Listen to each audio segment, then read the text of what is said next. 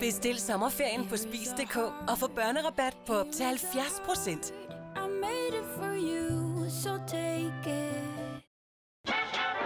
Ved du, det er simpelthen fordi, jeg kan ikke finde mine briller. Jamen, så tror jeg godt, jeg kan hjælpe dig, Hanna. Ej, er det rigtigt? Har du fundet dem? Nej, men jeg kan hjælpe dig med nogle nye. Vi har nemlig 73% rabat på vores kvalitetsdel lige nu. Hold da op. Nej. Spar 73% på kvalitetsdel og kontaktlinser. Synoptik kvalitet til super skarpe priser.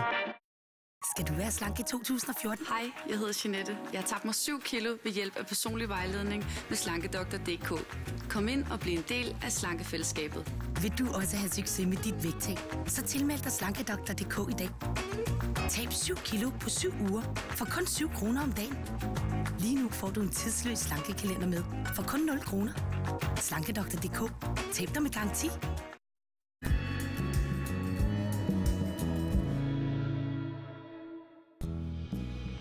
I lyset af, at der er set ulve i Danmark, er jeg sikker på, at du vil finde vores næste program interessant.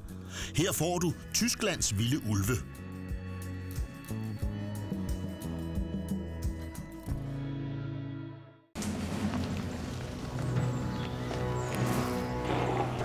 Wolves.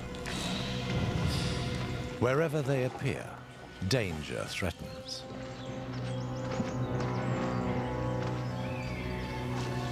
Some would say, even for humans.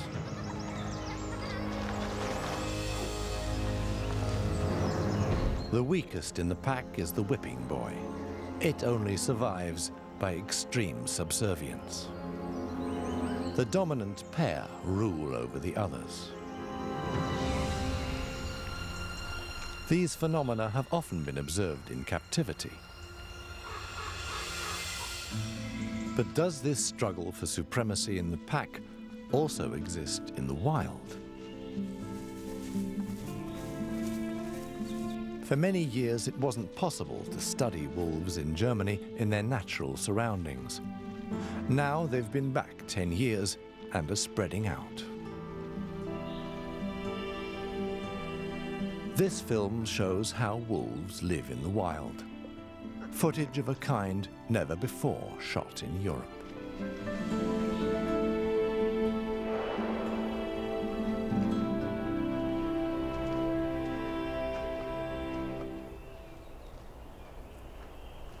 Since 2003, Sebastian Körner has been documenting the wolves' return with his camera. And at every attempt, the watchword is patience. At first, the only wildlife he can film is what the wolves usually regard as prey. Red and roe deer. Now and then, the biologist also manages to catch wild boar on camera.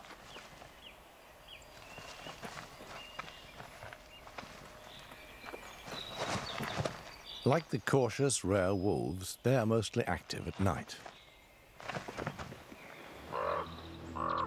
Hitherto, the behavior of wolves has mostly been studied in captivity. In the 1970s, the Swedish biologist Erik Zeeman bottle-reared wolf pups and was able to show that wolves are socially organized animals with a wide range of forms of expression.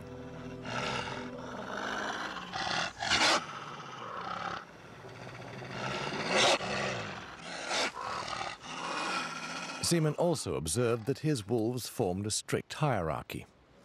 Once, the leader of the pack tried to rebel against him. When Alexander got down from my shoulders, he went some distance away and scent marked a bush.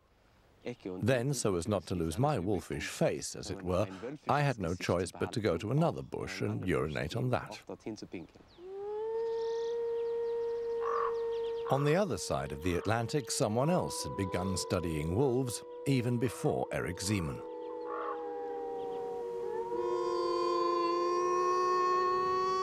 From the start, however, American scientist David Meach has been observing wolves in the wild.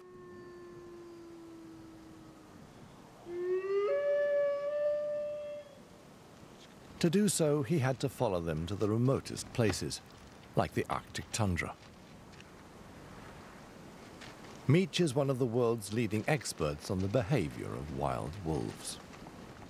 On Ellesmere Island, what makes it so beneficial to advantageous to study wolves there is that they're tame.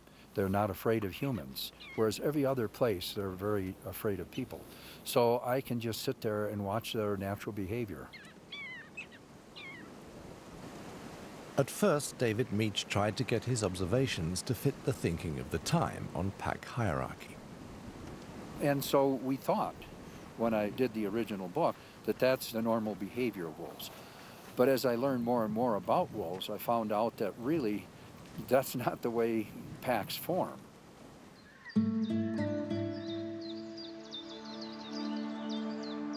This is no wolf in the Canadian wilderness, but in the German state of Saxonia.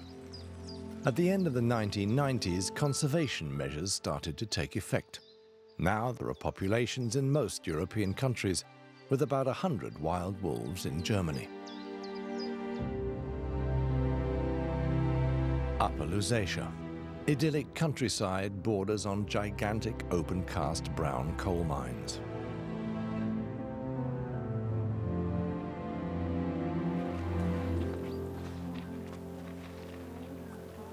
Scientists from Lupus Wildlife Consulting are on the trail of Germany's wolves.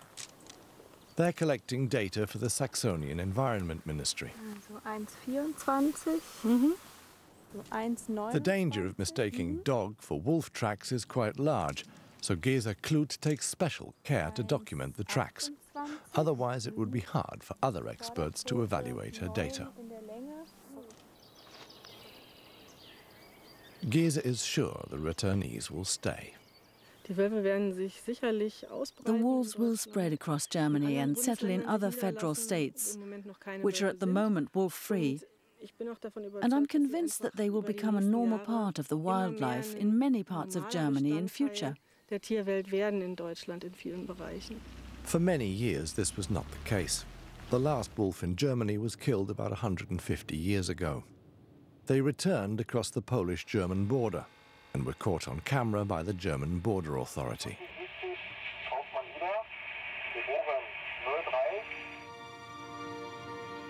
After crossing the River Oder, they slowly gained a foothold.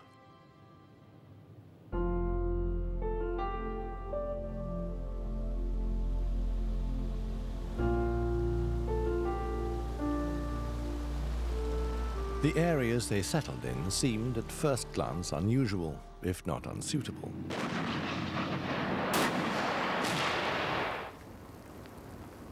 The Muskauer Heide military training area in Saxonia. Winter 2001. Gesa Klut is looking for traces. Patience rewarded. The first wolf tracks on German ground. No doubts? No, no doubts. Gesa can scarcely believe her luck. This is really sensational.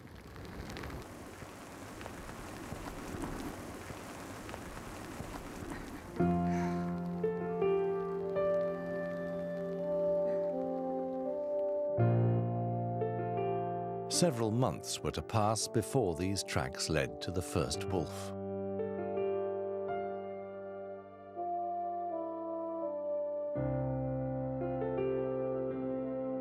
A wolf catching a mouse. Back then, these pictures were a feast for the media.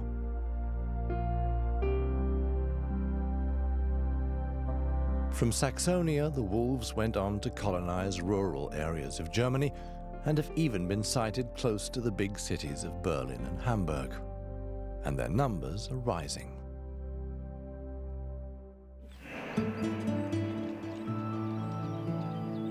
It is thus becoming ever more important to know how these large predators behave and spread. At the beginning of June, Gesa Klut found traces of a wolf pup and at once informed Sebastian Körner.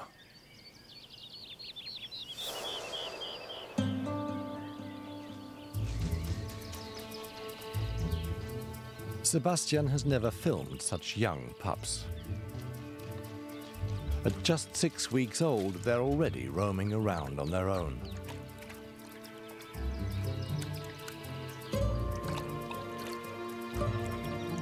If there is a hierarchy among wild wolves, then surely it must be visible at an early stage.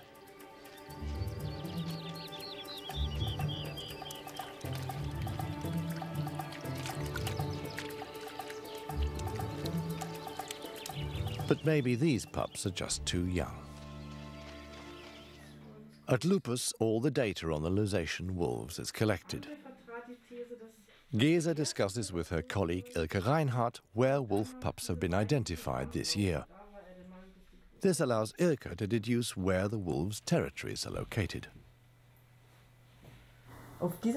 This map shows where there's been evidence of pups and where their presence has been proved from the last monitoring year.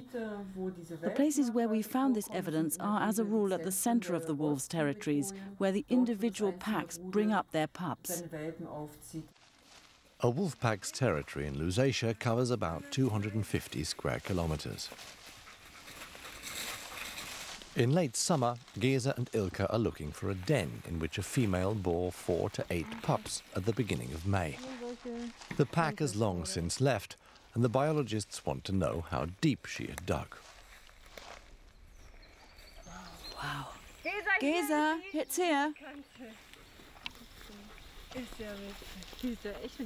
Well equipped, Ilke crawls into the den. Does it go down steeply again?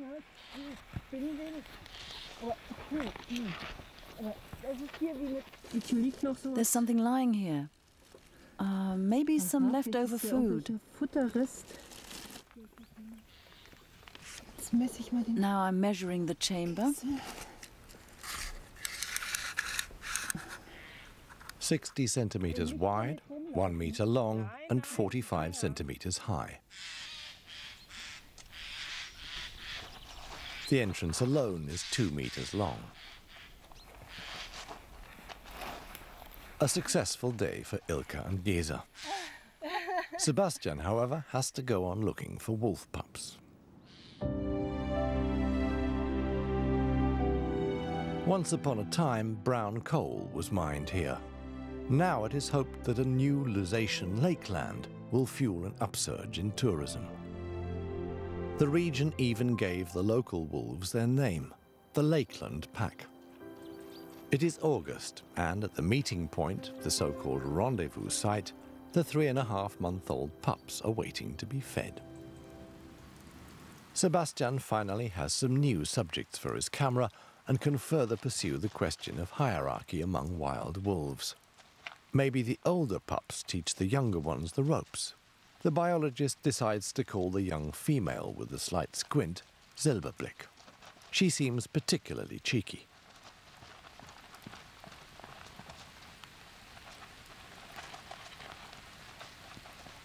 Over and over again, Silberblick entices her siblings with a half-chewed mouse, only to then not hand it over after all, even though she's obviously not the strongest in the group.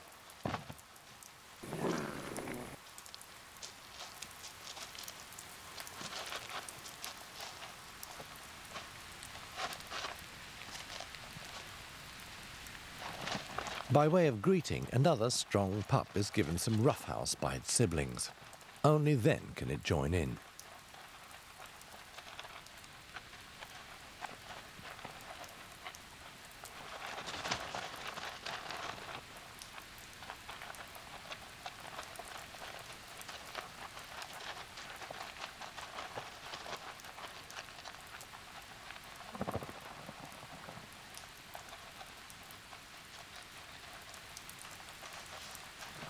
Silberblick has found an old ball, probably lost by some dog being taken for a walk.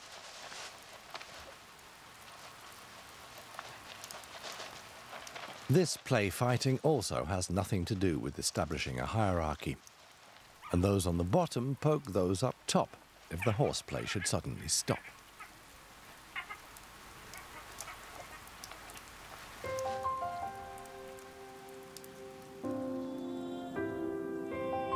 At the end of September, Silberblick and her siblings almost look like fully grown wolves. Sebastian is pretty certain that there is no hierarchy among them. But what about older wolves? How many adult wolves does a pack actually have?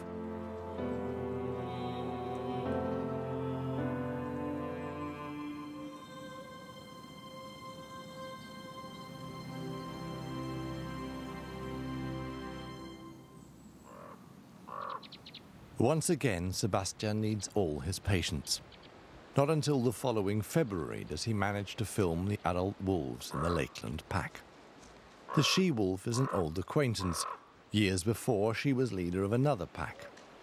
Now, with a new mate, Sonny has founded the Lakeland pack.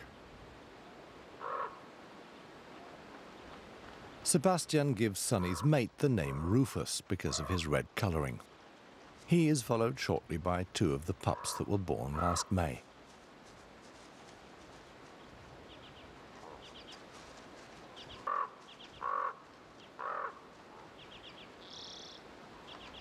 A big male greets Rufus.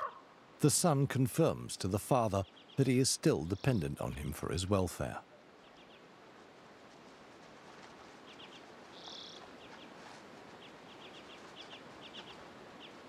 And who is still the liveliest pup? Tenaciously, Silberblick demands that her siblings play tag with her. And finally, her persistence pays off.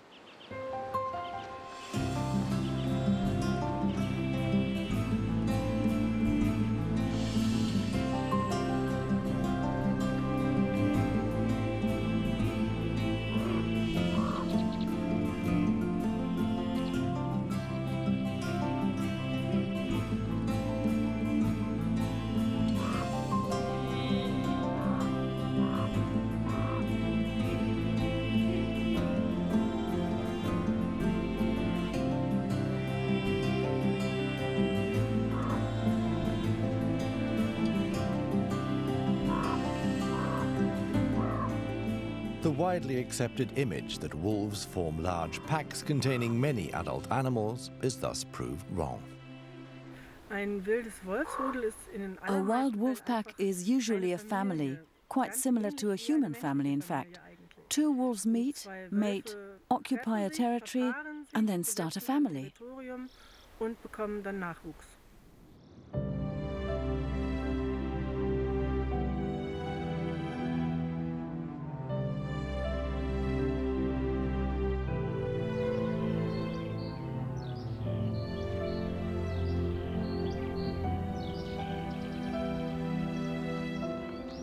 In April, the Lakeland pack relocates its rendezvous site to a large field of rye.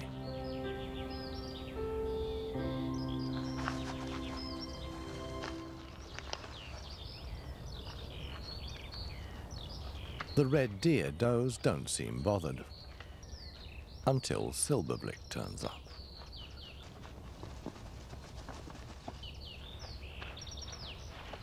Just the right thing for the cocky she-wolf, still less than a year old. The outcome of the chase is unknown. By evening, peace and calm have returned.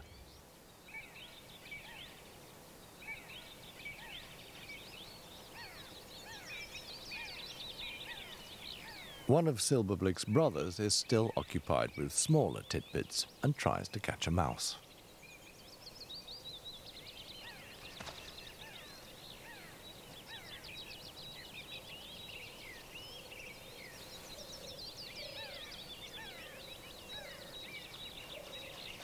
The young male is looking for its siblings and, above all, its parents. And what's this?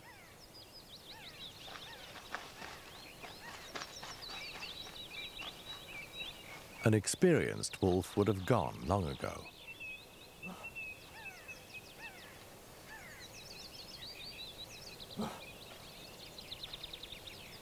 The young animal is nervous.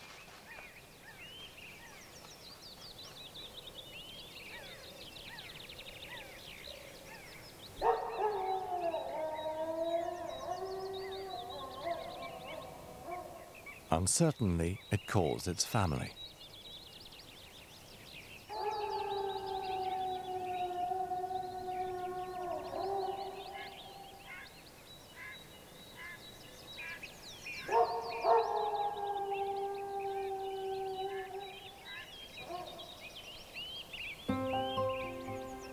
But the only animals in the vicinity are a few grazing roe deer.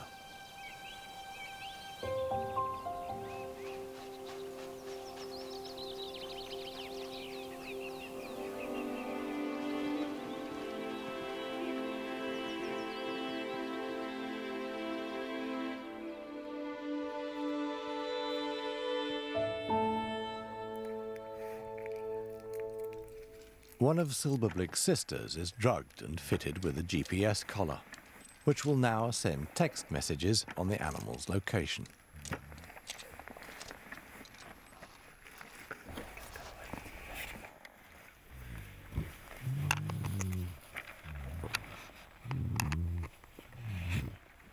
The German Federal Agency of Nature Conservation has asked the lupus biologists to find out how long young wolves stay with their parents, whether they migrate, and if so, where to.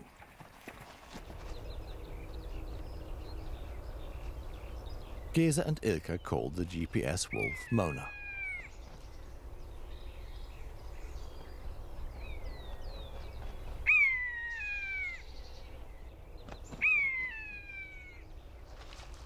One week after getting the collar, Mona apparently feels just dandy.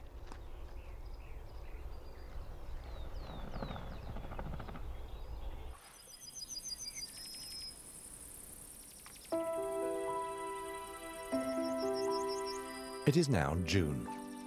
A month ago, in a well-hidden den, the Lakeland mother wolf Sunny gave birth to another litter. Sebastian has not seen the little ones yet.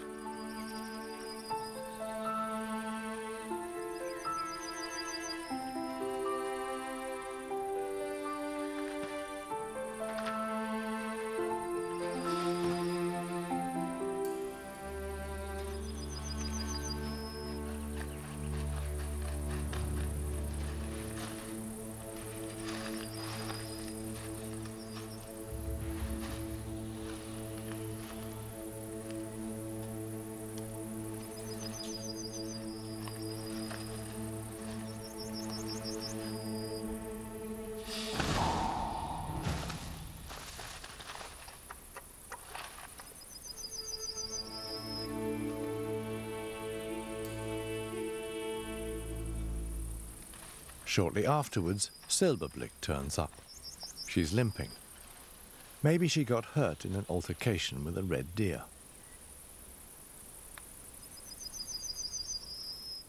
The fox does the sensible thing and clears off. Wolves are very intolerant of their smaller cousins.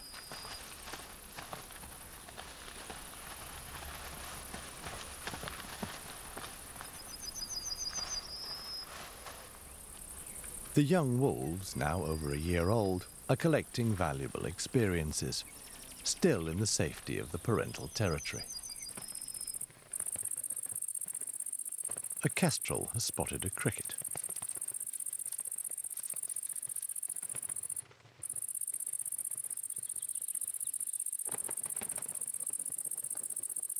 Someone else also seems interested.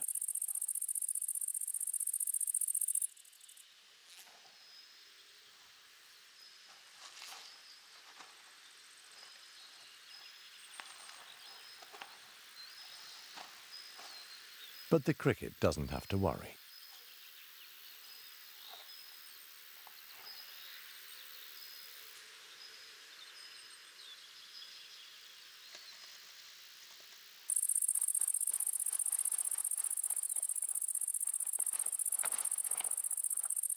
No longer a pup, but not yet an adult.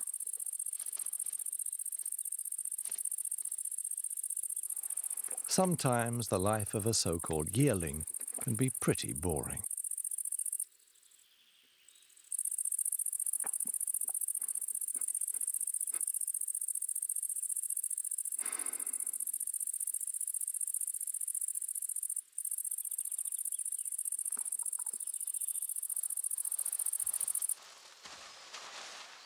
Something is happening in the rye field.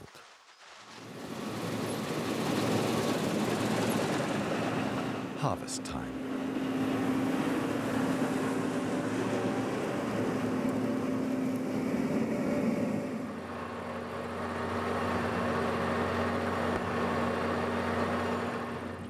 Noise and dust from dawn to dusk.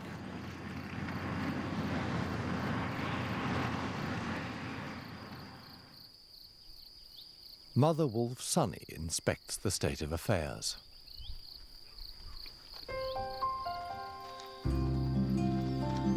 Shortly afterwards, she's joined by most of the rest of her pack.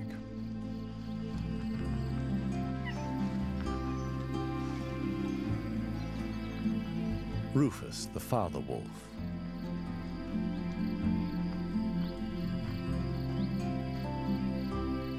One big brother takes care of his little sister.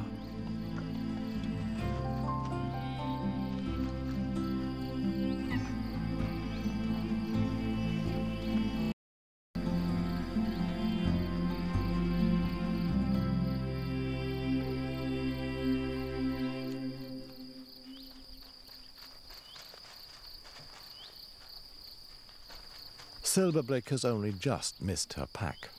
She's no longer limping and makes a strong, healthy impression. Then her sister Mona turns up.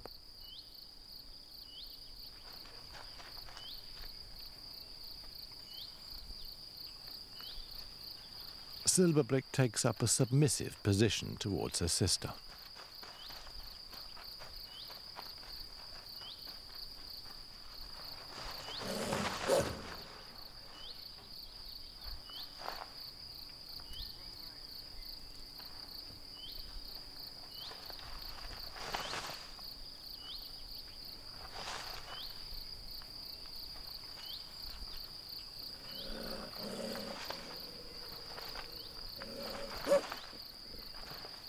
So is there a competitive hierarchy in a wild wolf pack after all? It was pretty tough the way Mona rode roughshod over her sister. Having said that, quarrels between siblings are quite normal. We're not talking about a long-term hierarchy in the pack. The only hierarchy that exists is between the parents and their offspring, with the parents dominating. There isn't anything like a competitive ranking, whereby individual adult wolves try and fight their way to the top.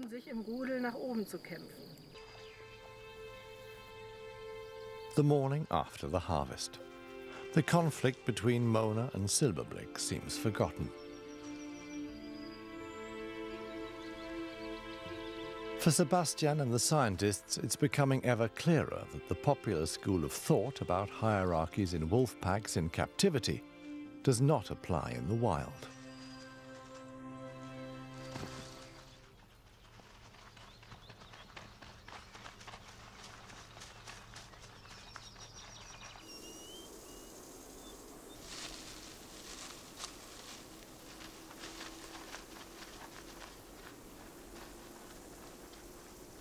This year, Sunny is bringing up only 3 pups. At 10 years, the mother of the Lakeland pack is already fairly old for a wolf in the wild.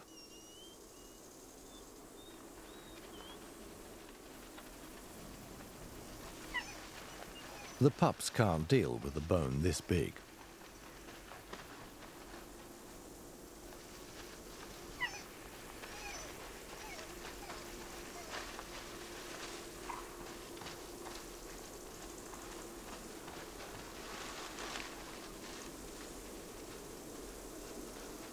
At last, Sunny regurgitates the meat.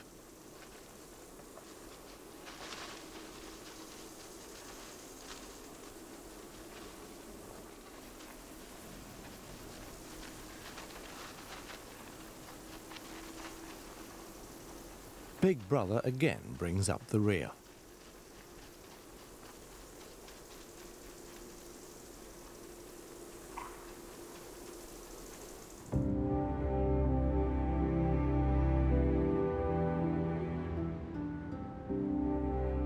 Early autumn at the Brown coal mine.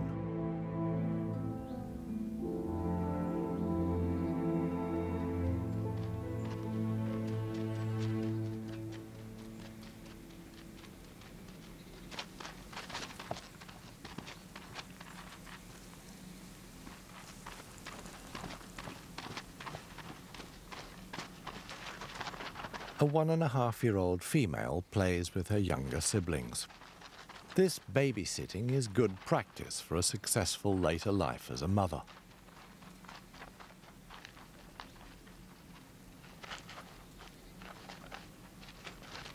The young female is strong. She could already look for her own territory. So why do her parents tolerate her for so long in their hunting grounds? The answer is as simple as it is practical. While the older offspring look after their little brothers and sisters, the parents can hunt or rest, another aspect that made the wolf so suitable to become man's best friend. Yearling wolves help their parents, dogs help their masters and mistresses.